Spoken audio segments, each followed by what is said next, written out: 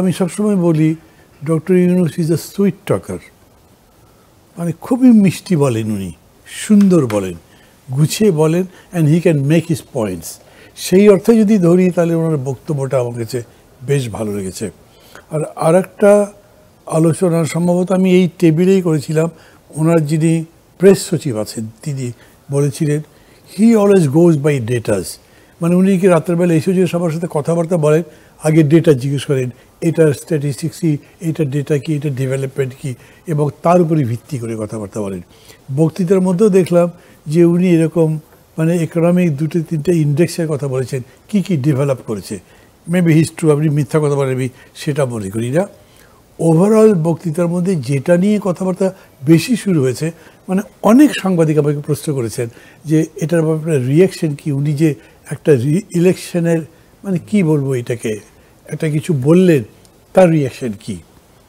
আমি অনেস্টলি বলি আমার কাছে তার এই কথা ভালো লেগেছে। ভালো লেগেছে কেন, কিছু তো ছিল না এতদিন, মানে বরঞ্চ উপদেষ্টারা মাঝে মাঝে রাজনৈতিক দলকে ধমকাচ্ছিলেন, এই এত রোড ম্যাপ করে কেন, ওদের খুব লোভ হয়ে গেছে ইত্যাদি, এই পার্কে কথাবার্তা। সেইখানে উনি মানে এইটাকে যদি ধরেন আমরা যারা রোড ম্যাপ চাই তারা রোড ম্যাপ না বলি, মানে পথ নকশা না বলেন, পথ নির্দেশিকা তো বলা যায়।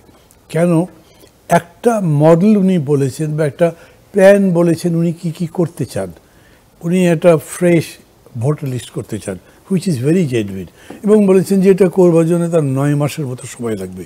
সেটা আমি জেনুইন মনে করি, কারণ এর আগে তো আরও বেশি সময় নিয়েও আমরা প্রপার জিনিস করতে পারি।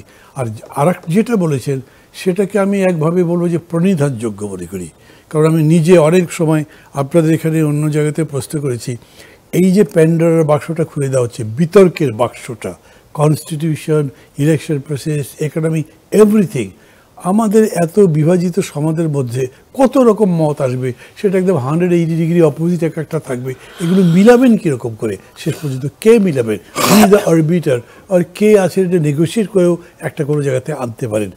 ডক্টর ইউনূস কি পারেন, আমি ওইটা কিন্তু জানি না। উনি হয়তো অনেক কিছুই পারেন, কিন্তু একজন তো সব পারে না। সেই অর্থে আমার কাছে একটা ইয়ে ছিল। আবার এটাও তো সত্যি যে সমঝোতা ছাড়া আপনি কোনো সংস্কারের কাজে হাত দিতে পারবেন না, সেটা উনি নিজে বলেছিল। তাহলে এই সমঝোতাটা করবেন কীরকম করে, এইটা একটা স্টুপেন্ডাস টাস্ক আমি বলবো, মানে প্রায় ইম্পসিবল যে এত বিভাজিত সমাজকে কোনো এক জায়গায় আনা। এইটা ডক্টর ইউনূস কী বুঝে করেছেন জানি না, তাকে একবার প্রশ্ন করা হলে উনি বললেন যে এটা তো আমি চেষ্টা করছি, আমি কোনো কিছু চাপিয়ে দেবো না, সম্মত ভিত্তিতেই করবো, যদি না হয় তাহলে আমি ভোট দিয়ে চলে যাব। কিন্তু আজকে তিনি যেটা বললেন সেটা হচ্ছে উনি একটা কমিশন করছেন, সেটা হচ্ছে আপনার এই যে মানে ঐক্যবদ্ধতা আনবার যে চিন্তার ক্ষেত্রে ঐক্যমত্য, এটা উনি একটা কমিশন করছেন। এরা যখন রিপোর্টগুলো সাবমিট করবে সেটার উপরে they will talk with the stakeholders, particularly political party. এই যে একটা এক্সারসাইজ, এটাও দরকার। এমনিতেই আমি মনে করি একটা বিশাল কাজ হচ্ছে, কনস্টিটিউশন নিয়ে হোক, তারপর ইলেকশন প্রসেস নিয়ে হোক, ইকোনমি নিয়ে হোক, তারপর এবারে গুম খুন নিয়ে যে রিপোর্ট বেরিয়েছে, এই সমস্ত কিছু মিলে এত বড় জিনিসকে একসাথে নিয়ে হজম করে একটা কিছু তৈরি করবার চেষ্টা সাকসেসফুল হলে ধরতে হবে যে বাংলাদেশটা বিরাট হার্ডল পার হয়ে গেছে। এটাও একটা রেভলিউশন কোয়ালিটিটিভলি। তো এইখানেও এই উদ্যোগটাকে আমি পছন্দ করেছি। কতদিন লাগবে, আমি তো মনে করি আলোচনা খুব সিম্পল। কেন, বসবার পরে 100টা ব্যাপারে পয়েন্ট আসছে, এর মধ্যে আমরা 10টা মোটামুটি একমত আছি, কোনো সমস্যা নেই। 20টা দেখছি যেটা মিলিয়ে আবার মিলিয়ে ঝামেলা, তো এটা চেষ্টা করবো যতগুলো পারি। বাকি 80টা আমি রেখে দিতে পারি, এখন করব না, পরে করব। সো অত বেশি সময় লাগবার কথা না। এইটা এখন পলিটিক্যাল পার্টি বা যারা আছে তারা মিলে তার এইটা ডাইসেকশন করুক যে এটার মধ্যে কোনো ফ্লজ আছে কিনা, কোনো উইকনেস আছে কিনা, আরও কী করলে বেটার হতে পারে। কারণ আমরা 9-6 মার্কা ভোট করতে চাই না, দ্যাট ইজ ফর শিওর।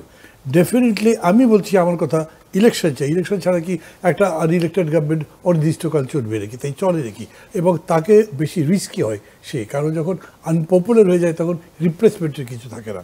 অতএব প্রসেসটা যত তাড়াতাড়ি করা যায় তাই ভালো, এটাও ঠিক আমি মনে করি। কিন্তু তারপরে বলবো 9-6 করা যাবে না। কোনটা ভাই তাহলে ঠিক, দ্রুতও করতে বলছেন না, আবার তা করতে বেশি সময় দিতে বলবেন, এরকম করলে কেমন হবে। আমি বলবো যে এই জায়গাতেই স্টেটসম্যানশিপ, যে কারেক্ট সিদ্ধান্তটা নিতে পারা, রাইট টাইমে রাইট ডিসিশনটা করা এবং সেটা এক্সিকিউশন করা। আমি সেই অর্থেও এটাকে একটা খুবই পজিটিভ ডাইরেকশনের বক্তব্য মনে করি।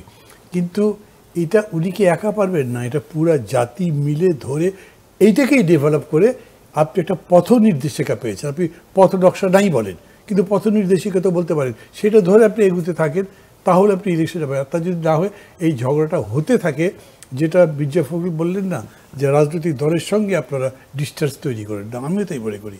রাজনৈতিক দলের সাথে সরকার যেন ডিস্টেন্স না করে, আবার সরকারও যেন রাজনৈতিক দলগুলোর সাথে ডিস্টেন্স না করে, এইটার কম্বিনেশনে বাংলাদেশ এগুতে পারে।